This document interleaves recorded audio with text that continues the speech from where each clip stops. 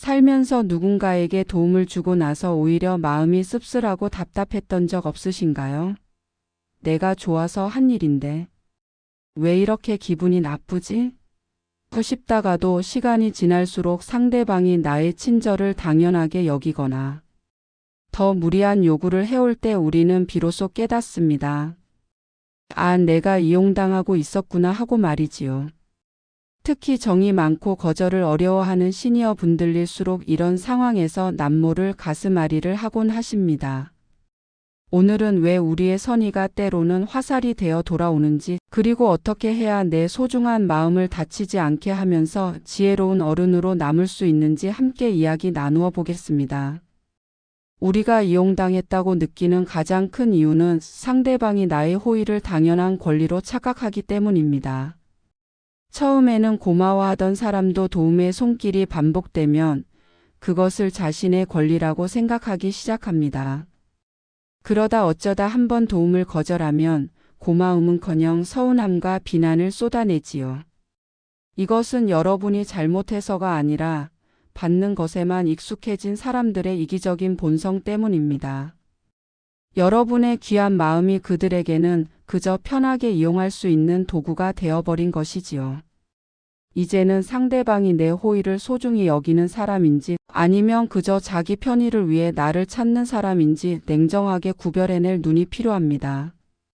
두 번째는 거절하지 못하는 착한 사람이라는 프레임에 갇혀 있기 때문입니다.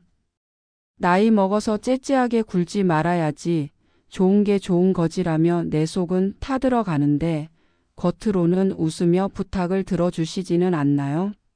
하지만 여러분, 진정한 배려는 나를 먼저 배려한 뒤에 나오는 것입니다. 내가 힘들고 내가 손해를 보면서까지 베푸는 것은 희생이지 호의가 아닙니다. 특히 돈이나 과도한 노동력을 요구하는 부탁에는 단호해지셔야 합니다. 미안하지만 이번에는 내가 좀 어렵겠구나라고 말하는 것은 결코 나쁜 행동이 아닙니다. 오히려 건강한 관계를 유지하기 위해 꼭 필요한 예방주사와 같습니다. 세 번째는 보상 심리가 우리 마음속에 남아있기 때문입니다. 내가 이만큼 해줬으니 저 사람도 나에게 이 정도는 하겠지라는 기대가 무너질 때 배신감은 더 커집니다. 하지만 안타깝게도 세상 모든 사람이 여러분과 같은 마음은 아닙니다. 도움을 줄 때는 이걸로 끝이다라고 생각할 수 있는 범위 내에서만 하세요. 돌아올 대가를 기대하게 되는 순간 그 관계는 이미 거래가 되고 여러분의 마음은 상대방의 반응에 휘둘리게 됩니다. 줄 수 있을 만큼만 주고 준 뒤에는 잊어버리는 것, 그것이 여러분의 정신 건강을 지키는 가장 현명한 길입니다. 그렇다면 앞으로는 어떻게 해야 이용당하지 않고 지혜롭게 도울 수 있을까요? 첫 번째, 도움의 한계를 미리 정하세요. 나의 시간, 체력, 금전적인 여유가 어느 정도인지 스스로 선을 그어두어야 합니다. 그 선을 넘는 부탁이 들어오면 아무리 가까운 싸이라도 단호히 거절하세요. 내 원칙은 이렇다라고 분명히 말할 때 상대방도 함부로 여러분을 대하지 못합니다. 만만한 사람이 아니라 존경받는 어른이 되는 법은 바로 이 선을 분명히 하는 데서 시작됩니다.